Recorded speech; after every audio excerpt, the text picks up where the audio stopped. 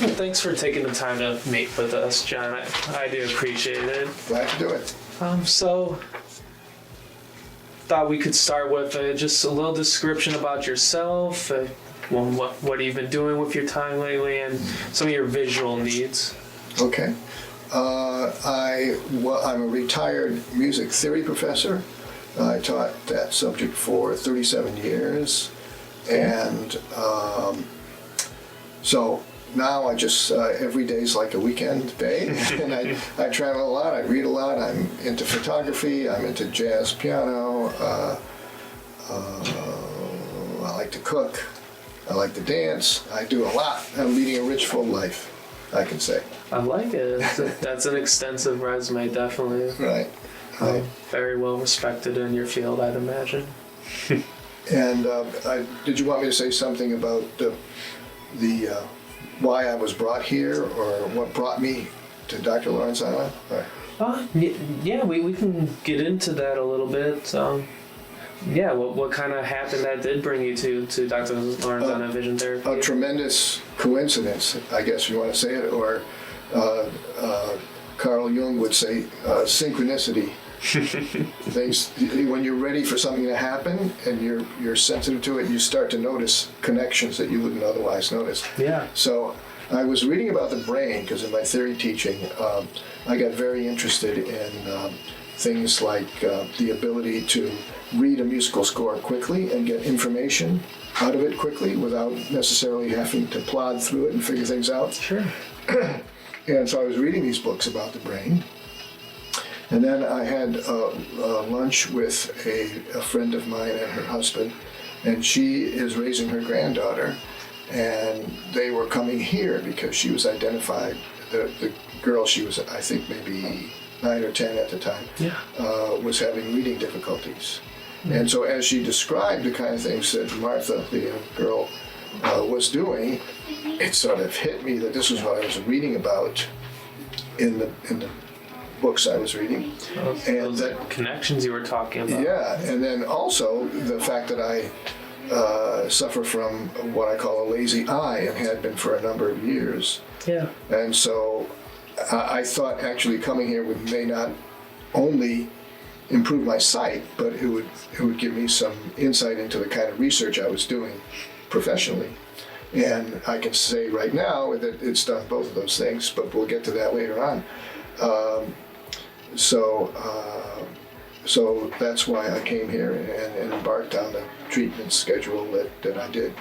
Yeah, so being a music professor, studying theory, doing research, it sounds like there was a lot of reading that needed to be done, and not just reading for leisure, but to also be efficient while you're reading and being able to accurately see, comprehend what you were taking a look at. Exactly, yes. Yeah, that makes sense. Could you describe some of the symptoms you were experiencing? Yes. I found that in reading situations and even sometimes just general seeing, I was closing my left eye because it seemed that I could see more efficiently with my right eye and read and comprehend more efficiently like this. So I'd be working at a computer, and all of a sudden I realized that, what is this strain that I feel over here? And I realized that I've been shutting my eye for long periods of time. And then I guess it was an eye examination. I was told that I had this strabismus or something. I don't know. Strabismus, yeah. A lazy eye, and they showed me how if I covered one eye, and then if I covered the weak eye and took it away, then the eyes would sort of try to converge that way. So it was something when I told my friends I had lazy eye, I could demonstrate very easily. And I knew that was not efficient. And I knew that my reading suffered, my reading comprehension, my reading speed both suffered as a result of that condition. So I remember in my interview when I took the diagnostic test with Dr. Lorenzana, she said, well, what do you expect? What do you want to get out of this? And I said, I wanted to have a younger brain. So in some ways, now that I'm more familiar with what goes on, some ways I could I can think that I do, but in other ways I can just notice that things are different. Yeah, that's definitely one way to look at it, John. We're learning through neuroplasticity and some of the research you're doing and what doctors doing. We can retrain the brain. Yes, that's the really exciting thing. And with my research, the techniques that I've developed, there's an awful lot of research in music, testing a hypothesis. Yeah. But very little of it, it's mostly with college sophomores, who've had some music theory and that kind of thing. Yeah. And there, as far as I know, there's never been a research study which says, well, why don't we teach them this way instead of that way? Or try this new methodology and do a before test and an after test. Actually applying the theory, seeing what it looks like. Yeah, and so although I don't have the training to do the actual empirical studies, the actual experiments, I've created something to teach students that could very easily be tested that way, I think. There'll be some problems, but I think it could be tested that way. And so very excited about that. Definitely. The other thing I will mention here is that once my training was underway, I was actually pretty early on, I was asked if I had ever had any traumatic brain injury. And I said no.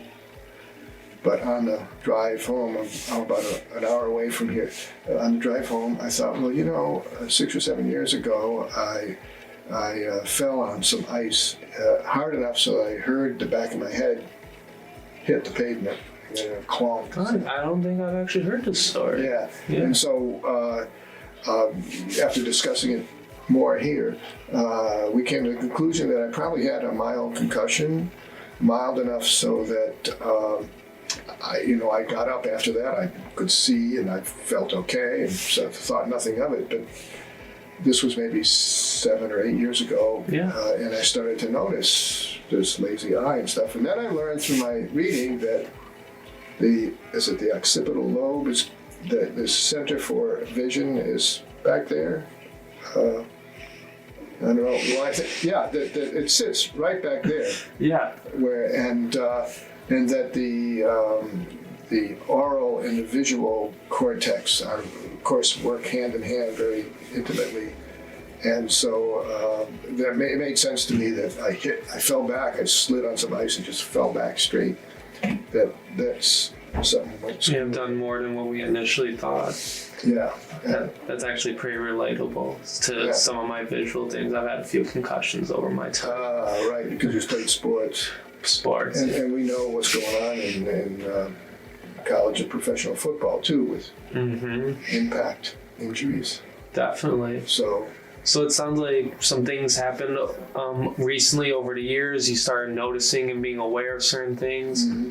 Then you signed up for vision therapy with Dr. Lorenzana. Right. And here we are with the conclusion of all that. We're still doing some things on the side, but could you describe what kind of impact vision therapy has had, whether it's good, bad, or somewhere in between? Yeah, well, let me say up front that I think it has been very positive. It hasn't been without its surprises, I'd say maybe even setbacks, because after the first course of therapy sessions, there was a diagnostic test to compare where I was with what I was at the beginning. Yeah. And this astounding finding was that I have severe reading disability in my left eye, and it was explained to me, and it was hard sort of to accept.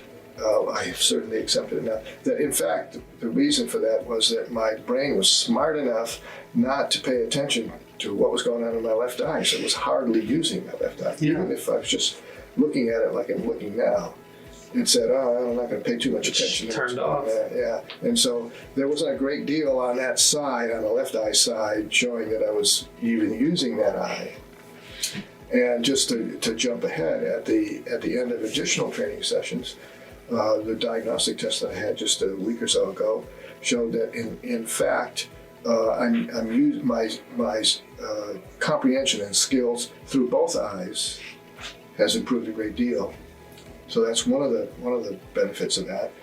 One is that I don't think I was aware that I was seeing double vision as much as I thought. I mean, I can do this right now and see two of you. Yeah. It's very easy for me to switch back and forth.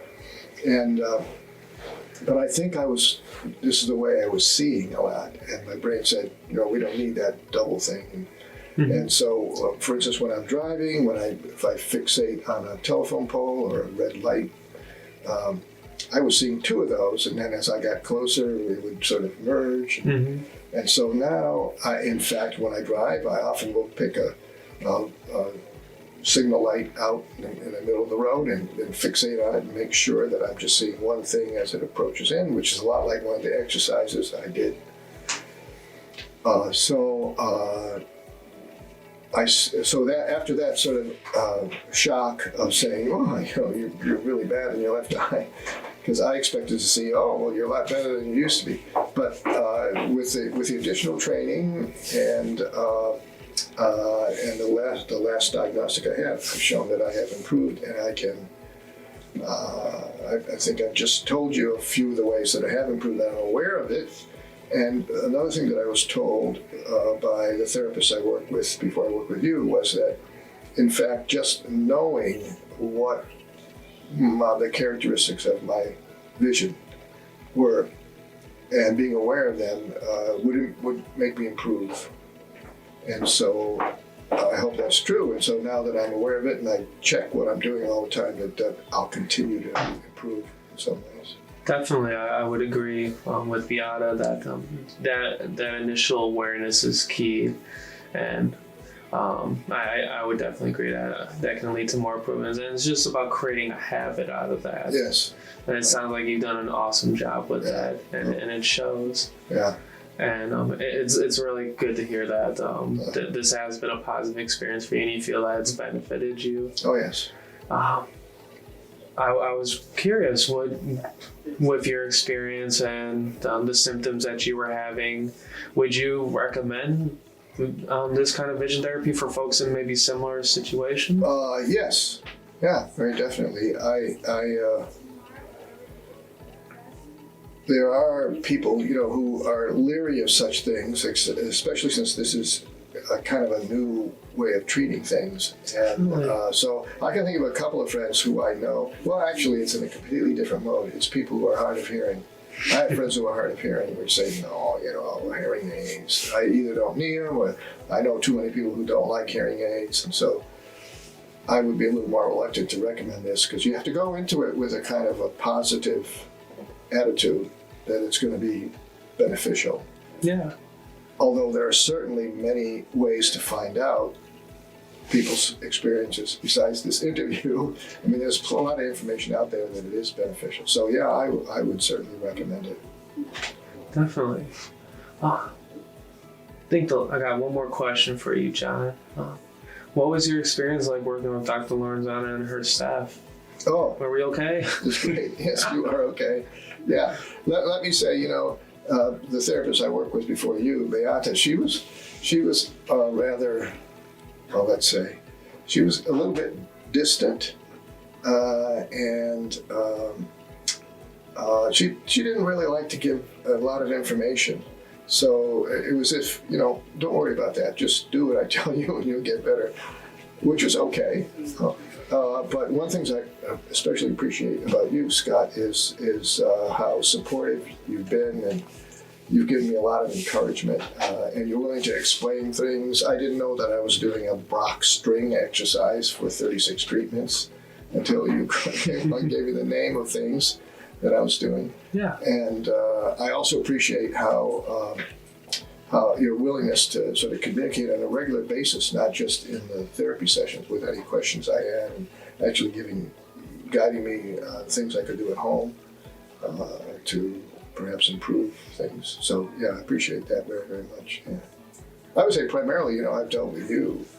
Right. So, I mean, Dr. Lorenzana has been, wonderful, very professional, and during the diagnostic phase, the two of them I've had, she was very, very helpful. But I didn't see her really. Beata and you were the people I really worked with. Yeah. And the staff out at their desk, they're very helpful, nice people. So I always enjoyed coming here. Oh, that's really awesome to hear, John. Especially come from you. I hide you in a very high regard. Someone that's very knowledgeable, and to me, it's been a privilege working with you and to be a part of this experience with you. Likewise. And I definitely do it again, but it sounds like that you're going to be able to take the reins from here. But again, that communication is always going to be open, and if there's anything that I can do moving forward, I'd be happy to. Well, I'll take that under advisement, because I certainly, I have gotten some insight into the parallels between this kind of treatment and the kind of work I was doing in music theory. Yeah.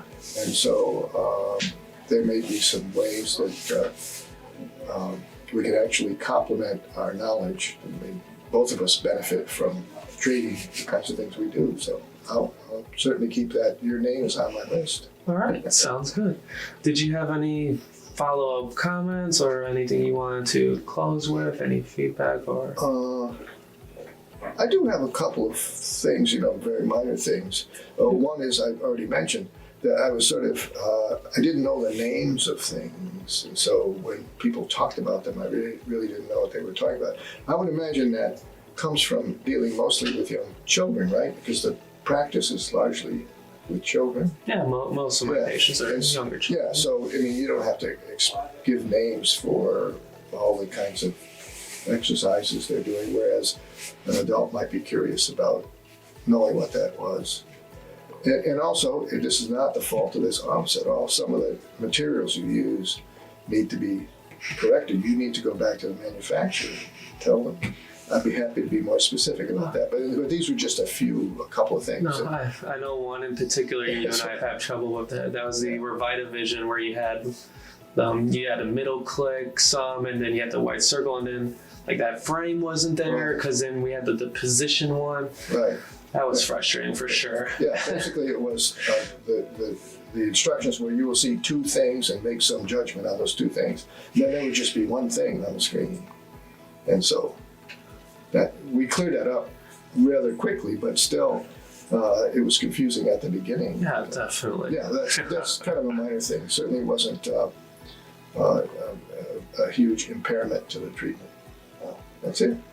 Fair enough. Well, again, thank you for your time, John. It's been great. And thank you for your time. We shake hands on screen. Great.